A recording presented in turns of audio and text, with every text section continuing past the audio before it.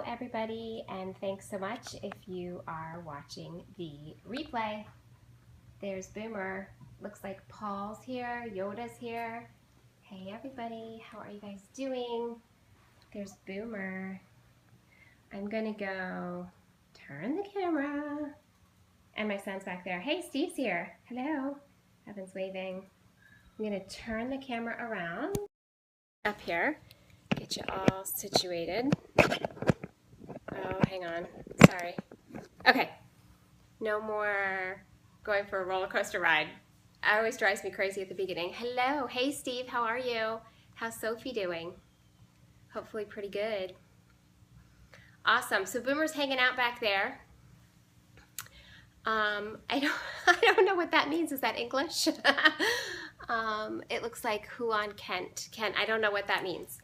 So Balanced Bully's here. Awesome. Nice to see you guys. Cool. I wanted to check in. Ah, means hi. Cool. Thank you. Hi. I wasn't even sure. And so I just wanted to check in with you guys. I have had so many people asking me so many questions every time I Periscope. And it's so funny because when I start a Periscope with something in mind that I want to show you or teach you, I sort of feel like I almost get hijacked with then going to answer all your questions. So I want to be able to be of service to you. I definitely wanted to answer your questions. So if you, this scope is 100% dedicated to that. I have no other agenda right now other than just being here to help you train your dogs. My goal is that you guys will all own dogs that you're proud of, not embarrassed by. Cool, welcome. Thanks for being here. Orangiana, if you guys are new to me, it looks like not too many people are here. You are, but please do not let us do that. I know, Yoda. Don't worry, I'll just be really clear. Thanks, Steve, for inviting followers. Yoda, I'm going to just be really clear in the Periscopes, and I have been about, hey, I can't answer that right now. Right now, I'm showing you something else. So I will definitely do that, but I always, I always feel bad because people have questions and I have the answers. I just, so anyway, I always want to be able to be of service to people. Hello from Russia. Thanks so much for being here. Love it. And Steve, you shared on Facebook too. I appreciate that.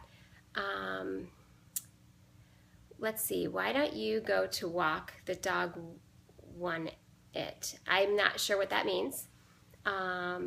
Oh, unless you're maybe saying I should go take the dog for a walk, possibly. So Boomer's already gone for a walk today, so he's totally fine right now, hanging out.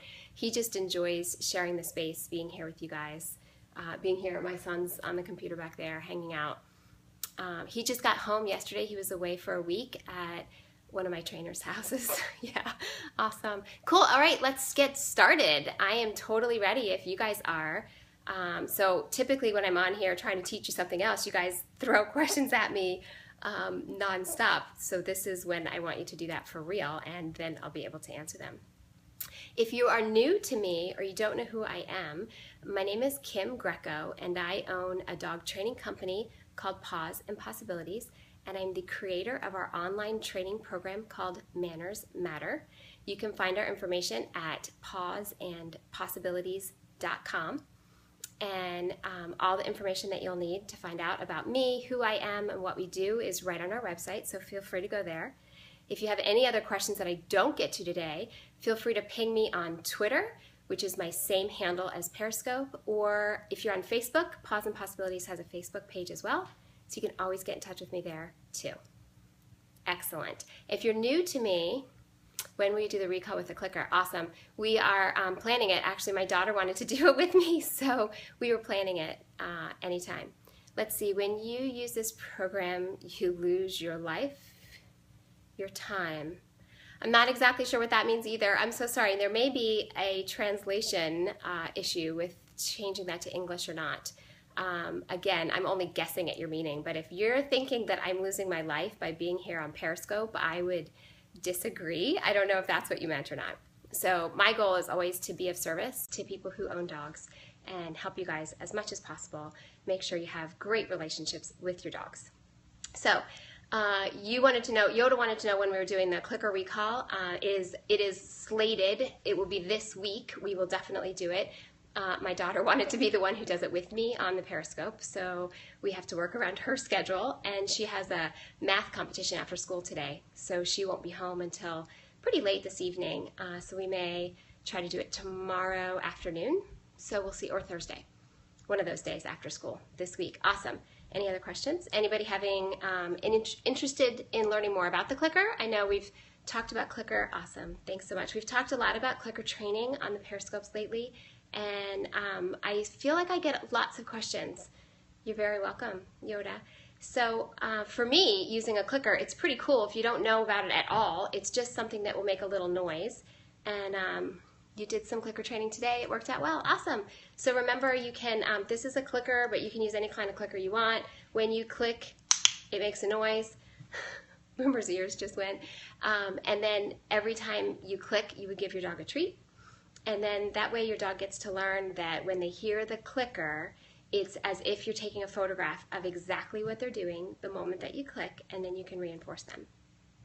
It helps the timing of your training. It helps you train complicated behaviors. It's pretty cool for me because I always feel like you can train obedience behaviors with it, but you can also train manners, which is really where our specialty is for my business. We definitely specialize in teaching dogs to have good manners, and we literally train dogs to make good choices. So if you are ever watching your dog and you see your dog either start to do something wrong and then stop, or not to do, this is perfect, not to do something wrong in the first place where normally they would, that's a great time to click, even if you didn't tell them what to do, if that makes sense. You've been the first ever to explain it and make sense for me. I appreciate that, Yoda, and that's actually one of my strengths, and I've heard that my whole adult life, actually, when it comes to animal training. People have always said repeatedly, time and time again, that the way that I can explain complicated techniques makes it really easy for them to understand. So I appreciate you also saying that. That's awesome. And it's one of the reasons why I'm really effective at teaching dogs, but that's so cool. But I'm also really good at teaching dog owners and or trainers. So I have personally trained several dog trainers that work for me. And when I was a dolphin trainer, I was also partly in charge of training new dolphin trainers how to train. And the reason that I can be so successful at doing that is because I really can explain things in a way that makes sense. Cool. And Yoda, you're saying you're using the bottle of water to discourage bad behavior. Yeah. So really, obviously, the way I look at it, I compare it down to this really simple analogy. If you just can remember the word ACT, A-C-T. Oh, Steve, I'm so glad to hear that. Good job. You've been praising Sophie for good behavior all day. And it's working. Yoda, different conversations, but both would be working, so that's awesome. And so let's see. We are also going to talk about, so if you can remember the word ACT, A-C-T, this will make it so simple for you. A stands for action, C stands for capture, and T stands for tell. It is no more complicated than that. So action is like your dog does something. Let's say you sit down on the couch and your dog goes and lays in the dog bed instead of coming to annoy you, right? That's the action. And the moment ACT, A-C-T, that's correct. Thank you for typing that for me. The moment that your dog does that action, you can capture it. And if you capture it, if you're using a clicker, you would capture it by, yep, the A is for action. The action is sort of dash, whatever the dog does, okay? The action is whatever the dog does. So let's say the dog goes to lay down in the bed. You're going to capture it. If you're using a clicker, great. You'll capture it using a clicker, and it will literally be like you're capturing it, like you're taking a snapshot. And then the T stands for tell. Now you're going to tell your dog how you feel about that action. You're going to tell them, we're going to give them a treat, that will tell them that, hey, I really like that action that you did. So that's as simple as it is. If you can remember that, you'll be a better trainer. Action, capture, tell. Perfect. Thank you very much for writing that down for me. Now, Yoda, you just mentioned the squirt bottle. So coincidentally, the same exact, perfect. Action, capture, tell. Hey, Natalia, how are you? Thanks for being here. If you can remember that, if you can use it for your clicker, just remember that the mirror opposite would also apply if you wanted to correct your dog for doing something that you don't like. So action. Now your dog, let's say your dog is jumping on you and you capture it. I just say the word no to capture it and then tell them, I would use a water bottle and squirt them in the face with just plain water. But now you're telling them, hey, that action that you just did, I don't really like it very much. You can tell them with that letter T, tell, in any way you want. You can use a squirt bottle, you can use an e-collar, you could, some people know Gary Wilkes, you could throw a bonker at them, right? There's lots of different ways that you could tell your dog that you didn't like his action. But the critical part in making sure that your system will work is that you keep everything in that order: action, capture, tell. Your 7-week-old puppy bites all the time, she's aggressive, and you don't know what to do. Awesome. Thanks for asking that. So here's 7 weeks old. That's awesome. You got your puppy pretty early. First of all, with a puppy that early, it's going to be critical that at least until 12 weeks old, your primary goal, no matter what else you do, is to socialize that puppy. You want your puppy exposed to as many different sights, sounds, smells, textures, environments, anything you can think of. Expose your puppy to it now before they're 12 weeks old, and you will be set for life. Do that. It's super important. One of the most important things you can do. But right now you're dealing with your puppy biting you, and it's pretty unsettling, I'm sure. Some people out there say, I have a blog actually that I think it's in a queue waiting to go out, so I don't think it's published yet. But it is, my blog is titled Why Every Puppy Book is Wrong. And the reason is because every puppy book that you will ever look at on the shelf will tell you that if your puppy is biting you, that you should hand him a toy so that he'll chew the toy instead of you. And I say, no way, because if your puppy likes that toy, then you have just reinforced the action of biting you, because you've captured it, and then you've told them, by giving them something that they like, you've told them that you like their action. I never want to tell a puppy that I like that they're biting me, ever, no matter what. And I don't care if it's because they're teething or if they're just being mean or whatever. They're told, no, you can't do that. You don't ever get to put your teeth on my skin. So to answer your question specifically, I would stage a situation where my primary goal is to focus on training. So I'm not just waiting for this to happen when I'm trying to leave for work or do something else. Thank you so much. I appreciate that. So if you can stage a situation with your puppy, here's the thing. You'll have a clicker and some treats. If you're familiar with that, I hope so, because you're going to want it to train this. And for a 7-week-old puppy, I would probably say you also want to have a squirt bottle filled just with plain water, nothing added to it. You probably could even do it on even like a mist, okay? So not the end of the world, just a little thing. Just a little bit of mist. So now you're going to stage a situation. You're going to interact with your puppy. You're either going to go to pet your puppy, or you're going to touch your puppy, or go to pick him up. Whatever it is that's causing your puppy to try to bite you is what you'll stage, is what you'll work on. And so assuming you start that process slowly, and as soon as your puppy's good and things are going well, click and give them a treat, right? It's perfect. So you can capture, hey, my hand is on your head and your mouth is closed, so you can click and treat. Your primary goal is going to be click and treat as much as you can dealing with your puppy trying to bite you. So anytime you're around your puppy, anytime your hands are near your puppy, as long as the mouth is closed, as long as those teeth are not on you, as long as your puppy's not thinking about trying to bite you, then you can click and treat. Oh, thank you, Yoda. I really appreciate that. I know I was feeling like there weren't very many hearts coming through, but hopefully you guys are just so engaged in my description about the puppy biting that you got distracted and stopped tapping on the screen, so that's totally cool. Hello from Russia. Thanks for being here. So just remember, with your puppy, your goal is going to be to click and treat as much as you possibly can when your puppy's mouth is closed. That said, if your puppy opens its mouth and puts its teeth on your skin, capture that moment where his teeth are on your skin and say no, and then very calmly just got in and started hearting. Thank you. Oh, thanks. Is it, well, I'm guessing it's Blake. You must be Blake. Cool. Thanks for being here, Blake. So I would say no, and then I would squirt your puppy. Thank you very much. I appreciate that. Hey, Blake. Thanks for being here.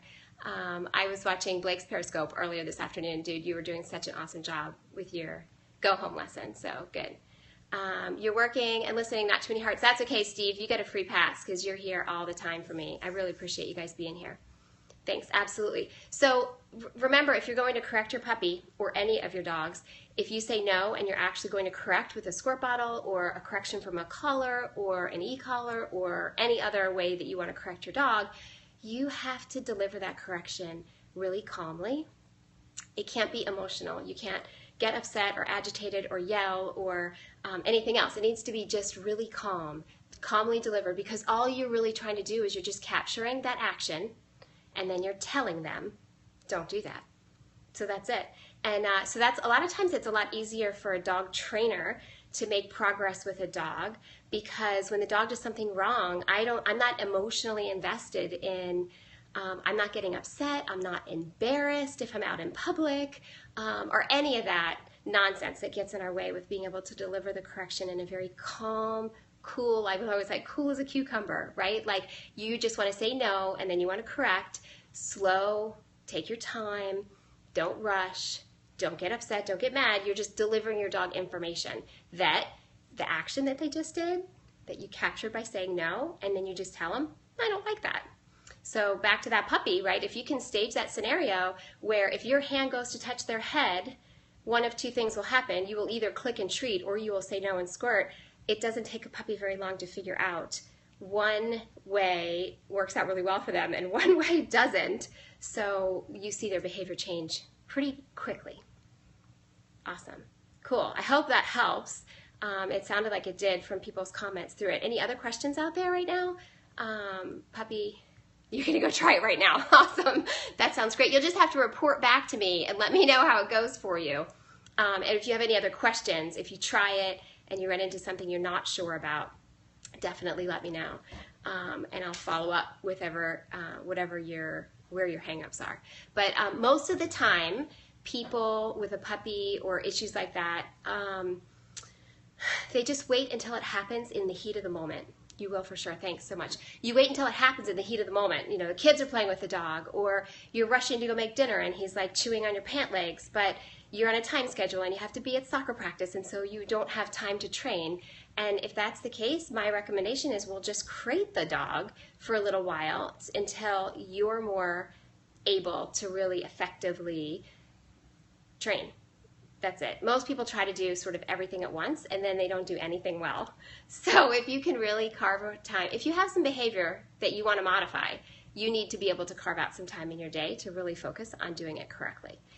So that's the biggest problem I see our clients have, is that they try to do it while they're also doing everything else.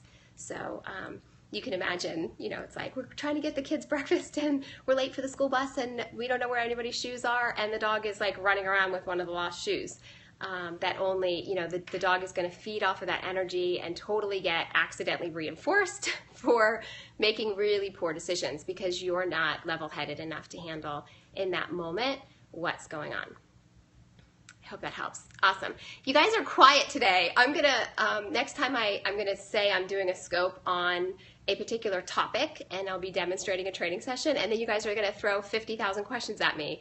But when I give you the opportunity to ask me anything you want, you guys are quiet. Yeah, I know, isn't that funny? So yeah, I was doing a session, I think it was yesterday afternoon, with the teenager that works for me, and I was just trying to show you guys her working the dog that's in for board and train right now, and you guys couldn't stop asking me questions then, but that's okay. I could talk a little bit more. One of the things, I have a free download on my website. So if you don't already have it, if you haven't looked at it yet, head over to PawsnPossibilities.com and download that. It's right smack in the middle of the first page. You can't miss it. It's a free download called Do You Want a Better Behaved Dog? Then Avoid This One Critical Mistake. Should you correct a puppy for roughhousing with your other dog who's little? That's a great question, and it kind of depends on the situation. So for me, especially with young puppies, I always like to, it depends on how your other dog is handling it. If your other dog is matching the puppy's intensity and it's a pleasurable experience for your other dog, it's going well, then I wouldn't say you have to stop it. If your other dog, even though is little and your puppy's getting bigger, you tried it right now and she went to take a nap. Unbelievable. Okay, awesome. I wasn't expecting such quick feedback. I'm super glad that that worked well for you. Double check that link. I remember getting the page not found on one of those. The link, maybe somebody could type it in for me. It's actually just my company's website. It's Pawes, P-A-W-S, and A-N-D, Possibilities. PawsnPossibilities.com. And there definitely should not be a broken link. That's our main website, and all the information to download our free download. Want a better... Should you get a breathe right strip? No. You shouldn't. Your other dog doesn't always like it. She'll play sometimes, but not always. Okay, perfect. So what you want to train your Border Collie puppy, good luck with that, by the way. I love Border Collies. It was a pop-up window for a free download. Okay, awesome. Oh, no offense at all. You need to streamline the site. The website, the main website, Paws and Possibilities, to streamline it. I'm not quite sure what you mean by that, but I have an assistant that's in charge of PawsnPossibilities.com. Thank you for typing that in for me. Yeah, thank you also, Blake, for typing that in for me. So on the website, you can download this free download. It should be pretty easy to find. It's right on the main page. And the free download actually will help you figure out how you can make sure you basically do everything. Great. Okay, so it's not just me. How you can do everything in the right order to make your training as effective as possible. And that's my goal, is really making sure that if we are as effective as possible in using positive reinforcement, then we'll need to use less corrections, if that makes sense. I'm not going to give the dog a free pass for doing something wrong, but I am going to go out of my way to set that dog up for success and do everything I can to make sure most of my conversation is all geared towards, good job, I like that, that action was great, let me tell you more about how much I like that action. You do something wrong, I'll be the first one to be like, hey, don't do that. But it's important to be able to approach it from both sides, and that free download will really help give you guys some more information on how to do it, and how to do it correctly, and how to do it in the right order, how to avoid making some of the most common mistakes that people make when they try to do it. To get the download, you need to hop to 2 pages. Oh, awesome. Yep. Thank you, Yoda. I understand what you mean by, now I understand what you mean by streamline. So I appreciate that, Yoda. I think it was, and I'll look into that for you. And for, obviously I want everybody to have a good experience on the website. So I will definitely look into that. I appreciate the comment. Thank you. Cool. So we had one person go try the dog training while the scope was still live and come back and say, unbelievable. I appreciate the feedback. That was super awesome. Don't forget, lots of reinforcement for good behavior. The way, here's a good analogy for you. When you use corrections with a dog, the way I look at it as, then I kind of date myself, but that's all right. You guys remember what an Etch-a-Sketch is? Say yes in the comments if you guys know what an Etch-a-Sketch is. It has the 2 little round things and you turn them and it makes zigzaggy lines all over the board. Say yes if you know what an Etch-a-Sketch is. Yes. Okay. So Steve does. Yoda does. Awesome. You guys know what an Etch-a-Sketch. So picture there's an Etch-a-Sketch that is like all squiggly lines everywhere. Like the whole thing is covered up with you guys need your, oh, thank you. Thanks, Blake. I appreciate that. So you guys know what an Etch-a-Sketch is. Picture an Etch-a-Sketch totally covered with jumbled stuff. Okay. That's like what your dog is when he has bad behavior, he's not acting really well. That's sort of a snapshot of what your dog's behavior is like. Okay, so if you come in and use correction, or punishment technically, if you come in and use punishment correctly, so if your dog has an action, you capture it, and then you tell him, I don't like that, it's as if you are shaking the Etch-a-Sketch. You're using a chisel and a hammer? So it's as if you're shaking the Etch-a-Sketch. And remember that that clears it, right? Now you have a clean slate. If you do nothing else, the dog's behavior will just go right back to squiggly lines everywhere. You actually need to use positive reinforcement to have it be the pretty picture. So the punishment, correcting your dog, telling your dog don't do that, will clean the slate, but now you have a clean slate, and then you need to shape, you need to do the work to tell your dog, this is what I want you to do. And that's what your clicker can do, that's what positive reinforcement will do. Definitely telling your dog time and time again, yes, I like this, yes, I like that. If obedience, if I tell you to lie down and you do, if I tell you go to place and you stay there, or manners, just if you don't jump on the kids when they run through the door, if you don't pick up something off the floor that isn't yours, click, treat, all of that. So you can highly reinforce good behavior, but your goal, really your goal, is totally focused on everything you can do to reinforce your dog. The problem I see with most of my clients is that when they hire a dog trainer or they get to that point, they reach out for help, they feel like their days are full of their dog doing wrong stuff. So it's very, very difficult for people to focus on the good stuff that their dog is doing because they're always just doing stuff wrong. So sometimes it's important to come in and clean the slate so that we actually have a dog that we can move forward with. I was watching, I'm just going to keep telling you stories unless you guys have questions. If you have questions, by all means, I'll answer them. But I'm full of stories, so I'll just share them with you. I was watching a Periscope last night with a guy that is a dog trainer who only uses positive reinforcement, and he's quite effective at what he does, and he also used to train marine mammals like I did. So we have kind of a similar background. So people were asking him questions about how do they get my dog to stop jumping, and he said, well, you have to wait until they're not jumping, and then you can reinforce them for staying on the floor.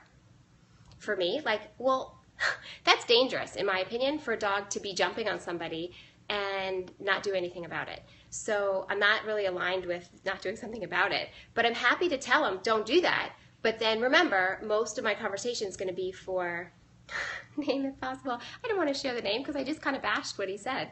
And I wouldn't think that that would be really appropriate, but thank you. Thank you, but no thank you. So I'll correct him for jumping. It's like the Etch-a-Sketch. I'll shake it clean, but then I'm going to highly reinforce all those next approximations where there's no jumping.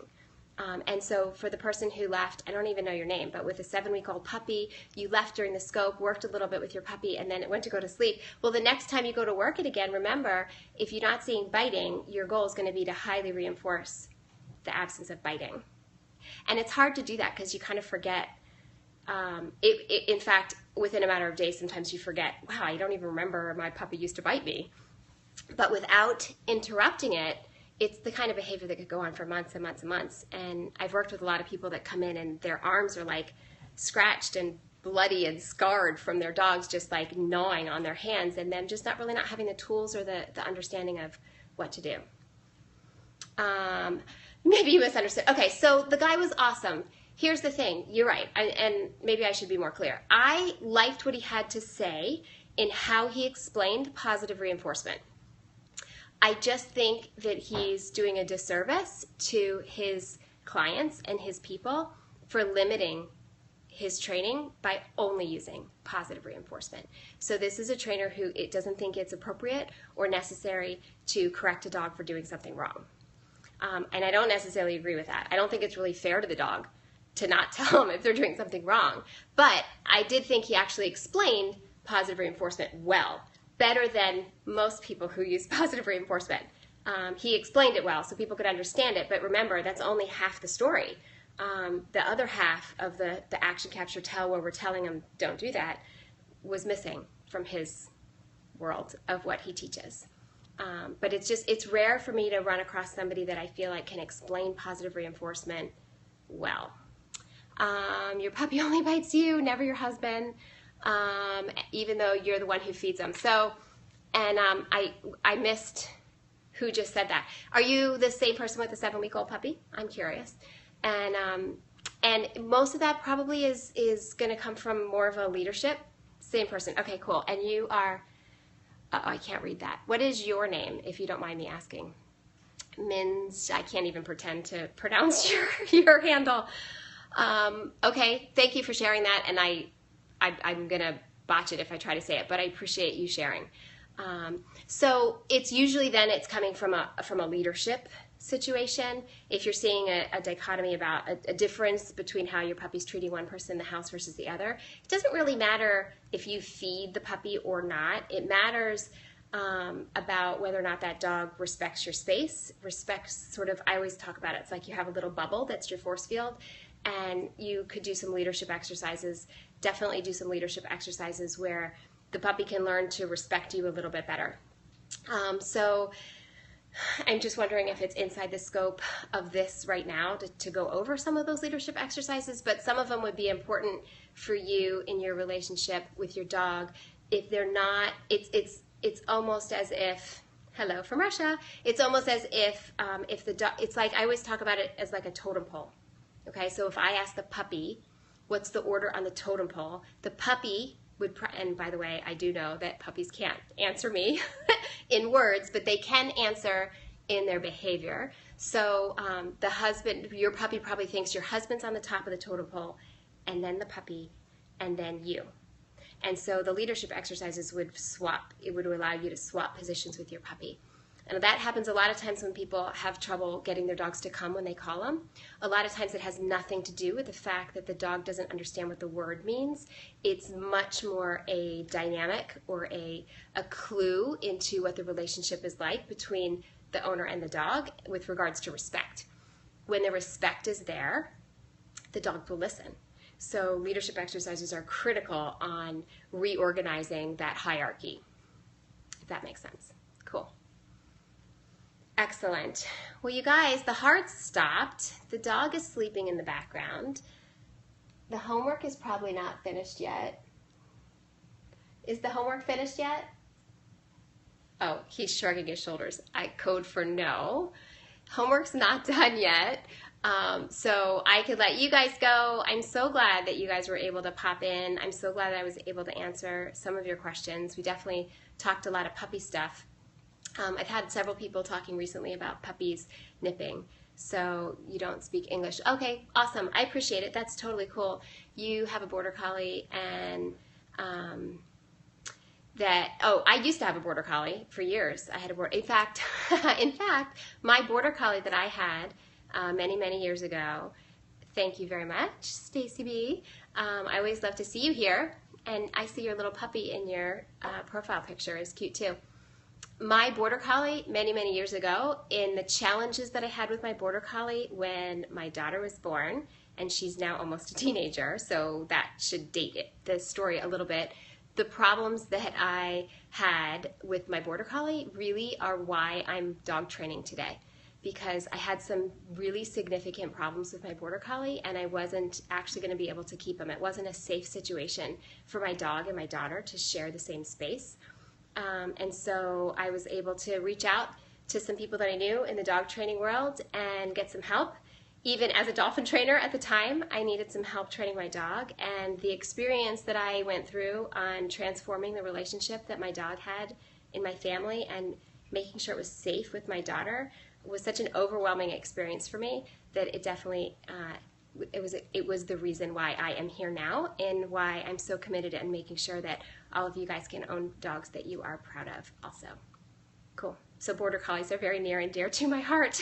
They're also very challenging because they're so super smart, but that kind of makes it more fun to train. Excellent. You guys have a wonderful evening. Go. You're very, very, very smart. Cool. I just shot a video a couple days ago that I will put up on my Facebook page. So if you're not already friends with me on Facebook, like my Facebook page for Paws and Possibilities, and I will put the video up tonight. It is one of my clients with a border collie, and we have trained her border collie to do a really cool behavior, and it's basically called Do As I Do. So she'll pick up, the woman will pick up a toy, and she will say, do as I do, and then she'll go do something with the toy, put it on a chair or spin around in a circle, and then she'll take the toy and give it to her dog and say, do it, and then her dog will go do whatever she just did. It's pretty cool. So I just videotaped it at our session last week. And I will share it. I'll put it up on Facebook tonight. So if you're not already friends with me on Facebook, come join our Facebook family. Awesome. His name is Jake. Perfect.